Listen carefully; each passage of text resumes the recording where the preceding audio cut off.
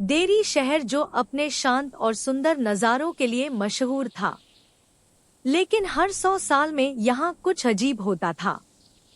बच्चे अचानक गायब हो जाते, लोग डर और रहस्यमय घटनाओं की बातें करते, लेकिन कोई भी इसे समझ नहीं पाता। सन 1988 की गर्मियों की एक सुबह, छोटे बच्चों का खेल मैदान खाली था। हवा में अजीब सा ठंडा सन्नाटा था। टॉम और उसके दोस्त हैरी खेल रहे थे जब उन्होंने देखा कि नदी के किनारे लाल रंग का गुब्बारा धीरे धीरे हवा में तैर रहा है। यह कौन छोड़ गया होगा? हैरी ने डरते हुए पूछा। टॉम ने जैसे ही पास जाकर देखा, उसकी नजरें चौंक गई। नदी के किनारे एक बड़े डरावने रंगीन जोकर की परछाई दिखी। उसका चेहरा हंस रहा था, लेकिन उसकी आंखों में कुछ ऐसा था जो दिल को कांपने पर मजबूर कर देता था। नमस्ते बच्चों, क्या आप मेरे साथ खेलेंगे? एक धीमी आवाज आई। बच्चे एकदम पीछे हट गए। उस जोकर की हंसी हवा में गूंज रही थी, जैसे यह जमीन और आसमान दोनों में गूंज रही हो।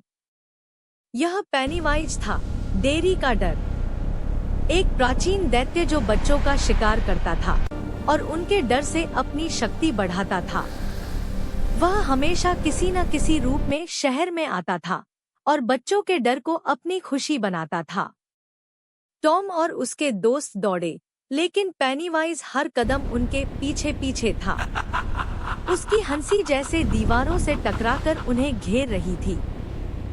टॉम ने देखा कि उसके साथी धीरे धीरे गायब हो रहे हैं, जैसे कोई अदृश्य हाथ उन्हें खींच रहा हो। टॉम ने साहस जुटाया और अपने दोस्तों को बचाने के लिए फैसला किया। वह पुराने सिटी लाइब्रेरी में गया। वहां उसने डेरी के इतिहास की किताबें पढ़ी।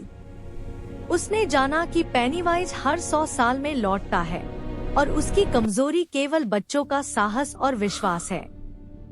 टॉम ने अपने दिल में हिम्मत बनाई और दोस्तों को ढूंढने के लिए शहर की गली-गली खोज शुरू की। रात का अंधेरा और ठंडी हवा उसे डराने की कोशिश कर रही थी, लेकिन उसने अपनी आंखें बंद करके अपने दिल की सुनने की कोशिश की। जैसे ही वह नदी के पास पहुंचा, उसने देखा कि पेनीवाइज लाल गुब्बारों के बीच खड़ा था। उसका चेहरा हंस रहा था, लेकिन टॉम अब डर नहीं रहा था। उसने अपने साहस को महसूस किया और जोर से कहा, मैं तुम्हारे डर से नहीं डरता। पेनीवाइज की हंसी अचानक ठंडी हो गई। उसकी आंखों में गुस्सा झलकने लगा। वह बच्चों को पकड़ने की कोशिश करता, लेकिन टॉम ने अपने दोस्तों के नाम लेकर जोर से कहा कि उन्हें छोड़ दे।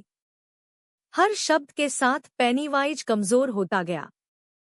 तुम नहीं जीत सकते, पेनीवाइज चीखा, लेकिन उसकी आवाज अब धीरे धीरे गायब हो रही थी। टॉम ने देखा कि उनके आसपास की हवा चमकती हुई रोशनी में बदल गई। बच्चे धीरे धीरे दिखाई देने लगे। अंत में पेनीवाइज एक बड़े लाल गुब्बारे में बदल गया और हवा में उड़ गया। डेरी का डर खत्म हो गया। बच्चे सुरक्षित थे, लेकिन टॉम जानता था कि पेनीवाइज कभी पूरी तरह से नहीं मरता। वह केवल सो जाता है और 100 साल बाद फिर लौटता है। टॉम ने दोस्तों के साथ शहर की गलियों में वापस कदम रखा। उन्होंने महसूस किया कि साहस और विश्वास ही सबसे बड़ी शक्ति है। और यदि कभी भी डेरी में अजीब लाल गुब्बारे दिखें, तो इसका मतलब था कि पेनीवाइज वापस लौट आया है और बच्चों को सावधान रहना होगा।